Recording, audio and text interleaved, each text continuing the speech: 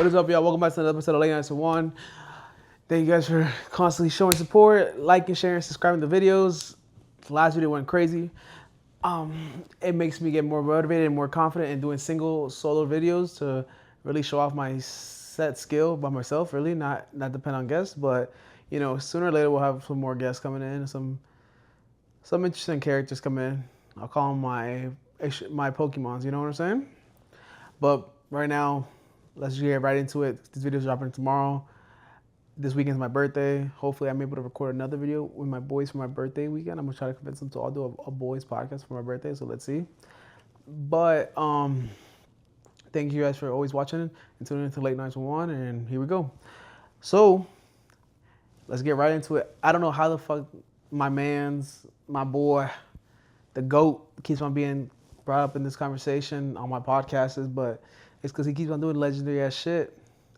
Bad Bunny to the fucking Super Bowl. Bad Bunny hosting the 2026 Super Bowl February 8th this year in San Francisco.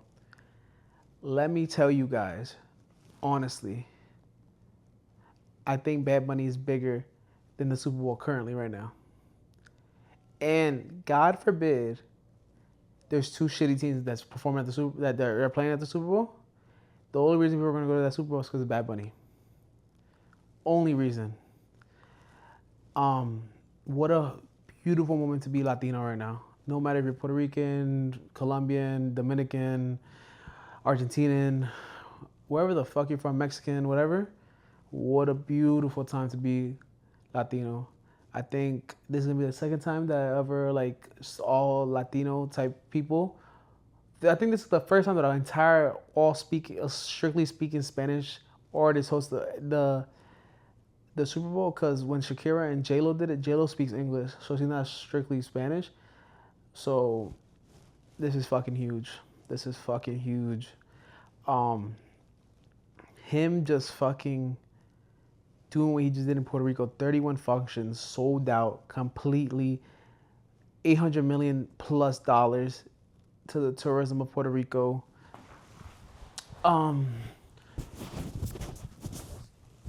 Just him being so fucking legendary right now is so fucking insane, and I don't think there's going to be another artist to ever do it better than him, honestly. I'm going to be real with you guys. You got to realize what Bad Bunny's doing. These numbers he's pulling, and it's just never been seen before, honestly, and I think everybody's really tuning in now. And what people always just say, he's still missing the Super Bowl. He's missing the Super Bowl. He's missing the Super Bowl. And that was for dominant, English-speaking Latinos that would see other pop stars, that would see other artists that were the biggest in the world in the English music culture. That's when they were at their peak. Like, when you do the Super Bowl, that basically means you made it. You know what I'm saying? Like, you did it. But him being Latino and all this stuff, and Puerto Rican specifically, we all know this. I could say this. We could get this clipped up. I'm positive there's not a lot of Puerto Ricans that watch football. A lot of football. Sunday night football. You know what I'm saying? Puerto Rico's more of a volleyball, basketball, even soccer culture. Baseball, huge. But not a lot of football going on out there. You know what I'm saying? So now, Bad Bunny's going to bring a whole nother world and culture to that sport that's going to bring more fanatics to football. People are going to fall in love with football now just because of him. And this is truth. It's just the honest truth. People are going to go to the game now to see Bad Bunny just to see him perform. You know why? Because supposedly, in those 15, 20 minutes of a halftime on the Super Bowl, that's when all the artists have ever pulled out their best performance of their whole entire life. I don't know if he's going to be able to do that, especially coming off of what he just did in Puerto Rico. Because what he did in Puerto Rico was literally his best performances. The way he had the construction, the setting, the environment, the whole entire arena out there. I don't know if he's gonna do that again for the NFL and the Super Bowl. But if he does, we're gonna see the top of the top. This will be Bad Bunny's best performance of his entire life, and it will only be for 20 minutes max.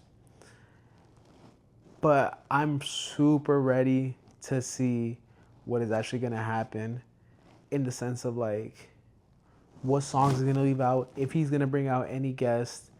We all know he's gonna bring out that whole entire the whole entire band behind the orchestra, the band, everything for his last album. The thing is, like, I've been seeing a lot of things. Kendrick did it last year. Bad Bunny's doing it 2026. Kendrick did it 2025. And for Bad Bunny to be an asshole and show his loyalty to his boy, what if he brings out Drake as a guest? What if he brings out Drake as a guest? And then Drake goes off. People are like, you don't like the ratings are gonna go off the fucking roof.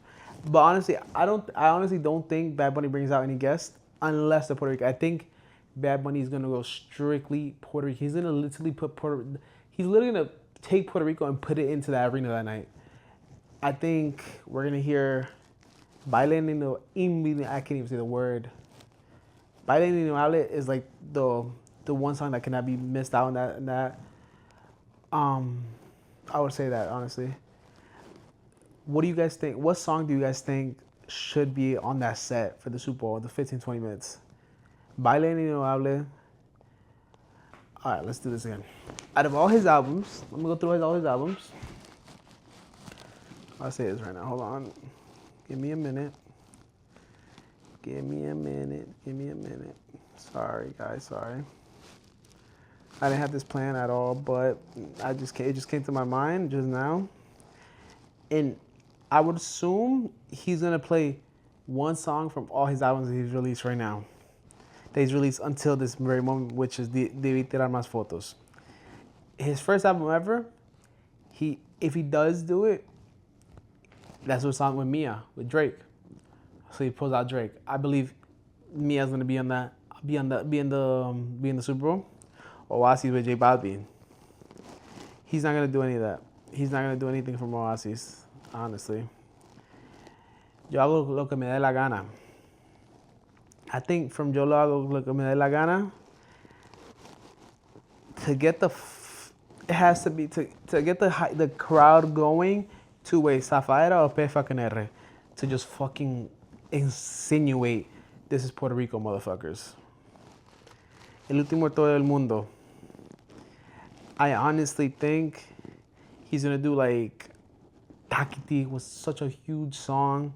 He could bring out fucking Jaco at that very moment. I honestly go with Takiti or Takiti. Realistically, Takiti is the best song on that album. This is where people thought Bad Bunny was at his peak. And I don't know. We'll talk about it in a second, but Un Verano Sin Ti. What song does he bring from Un Verano Sin Ti? Because one of these cannot miss. One of these songs has to be on there. El Apagón. Yo amo la chocha de Puerto Rico. I'm sorry, guys. I think it insinuates so much of Puerto Rico, but it's the cursing, the bad words in the song that I don't think it will make him put it on there because he wants to sing a full song. We might see Calladita. Realistically. Or Tite Me Preguntó. Or El Merengue, Después de la Playa. We don't know. Out of those songs, I'm going to pick Después de la Playa or El Merengue. Nadie sabe lo que va a pasar mañana. I think people have forgotten about the song, but I think it's just because Debí Tirar Más Fotos it's so fucking big right now. It's so fucking huge. But this song is it was huge, and the song tops. If you were to put all the songs in, like the top songs in Debí Tirar Más Fotos, and then this song would be like third out of all his songs that he's comparing those two albums. Like it would be third. It would be like two songs from Debí Tirar Más Fotos, and that's in this song from Nadie Sabe Lo Que Va a Pasar Mañana will be third, which is Monaco. I think the whole entire world knows that rhythm of that song, the starting of that song, with the beat, the music, everything. Monaco has to go on that bitch. I think that's what it is. Or he performs Hacho PR, but Hacho PR is with guests, which I don't know if he's gonna bring out guests.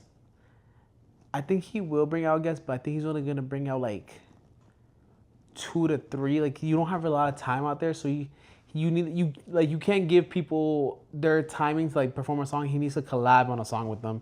He needs to be there at that moment. Debí tirar más fotos. Voy a llevarte para PR. Another song initiating PR. Anthony Biden Inviolable has to go on there. That's it. But those are my opinions, guys. Let's see what actually ends up happening. But let's talk about this. And I think this is where it needs to really get clipped up. So Brian, do your fucking job, baby. Debí tirar más fotos is Bad Bunny's biggest album, and that's the reason he got into the Super Bowl. True or false? Debí tirar más fotos is Bad Bunny's biggest album, and that's the reason he got into the Super Bowl. It topped Un Verano Sin Ti. It topped it. And guys, I'm going to admit it. I think it did. I don't know how the fuck I'm admitting that because I don't think anyone in the world ever thought Un Verano Sin Ti was going to be able to, we were never going to be able to forget that fucking like, that sunshine of that fucking start of the music of Musque al Mio, that little rhythm, just like that when you hear that rhythm, it's just like you just want to be on the fucking beach and just relaxing with your significant other or your family, just enjoying life, right? Oh my God. But I think the Debí Tirar Más Fotos has topped that album, and that's the reason he got into the Super Bowl. I don't think that's the reason he got into the Super Bowl, but I think it did top his album. But I think a lot of people do believe that that's the reason he got into the album. But that's just people that don't know his career, don't know how big he was, how big he already was before this album. But now this shit brought him to like, I'm gonna say it, fuck it. This album, and now him performing in the Super Bowl, he's the king of pop. He is the king of pop. We have a new Michael Jackson, and he's Latino. He's Hispanic. He's Puerto Rican. Even if he's Puerto Rican, all of us Latinos, anywhere you're fucking from, you have to be fucking proud of that, man. He's putting all of us Hispanic, everybody that's Hispanic, up on the fucking moon right now. He's literally putting us on the moon right now. He's #1 in the fucking planet. No one's going to get near him for a very, very long time. I don't know if anyone's ever going to get near him. So, for anyone who's Latino and fucking sees this, fucking appreciate that, man, because he's not gonna be around forever either. It's just it just happens. Like it's just normal. Daddy Yankee was Puerto Rico's #1, and realistically probably the #1 Hispanic artist too. But Daddy Yankee, once you get older, once you get to that retirement, you start flowing away. And now we have a Bad Bunny, and we're gonna get someone bigger. Do we know from where? No. Is it most likely going to be Puerto Rico? Yes. Hopefully Colombia, though. But wow, guys. What a fucking beautiful time to be Latino right now. It's beautiful to just see what he's doing. And congratulations, Bad. Hopefully you invite me to the Super Bowl. I'll be there in the stands, be like, Bad! Soy yo! Juan! Bad! Soy yo! Make sure to leave it in the comments. If you watch this far along, make sure to leave it in the comments. Happy birthday, Juan. Whenever you guys see this video. Next thing, Cenat. Cenat, it's September 29th today. Tomorrow, September 30th, the last day of the Mafia-thon. He hit 1 million subscribers a week ago. Like, not a week ago, a couple days ago. 1 million subscribers. He broke the fucking subscriber count before even the month was even over. And now he's just going, the number he's doing right now is like making it sure like, yo, no one's ever gonna touch this. Like, he's just basically initiating, yo, no one's ever gonna touch me. This is for you guys. Fuck you guys. Just spit on them. Just spit on them, realistically. Like, just spit on them, realistically. That's really what he's doing right now. Last night, Cenat, Drewski, Kevin Hart sleepover. Biggest thing ever.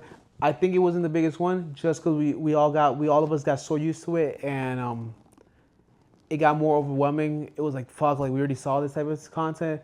We all know how funny they are. But I saw that. Dumb motherfuckers continue to be the funniest 3 duos alive.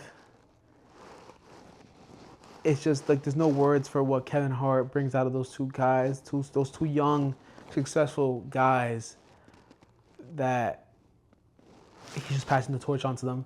because I know that's what Kevin's setting them up for. Kevin is really setting them up for fucking greatness right now. And you can see it. You can see it whenever they're recording. He really loves their company. He really enjoys them. So shout out to Kevin Hart for being so supportive of the young creators, realistically.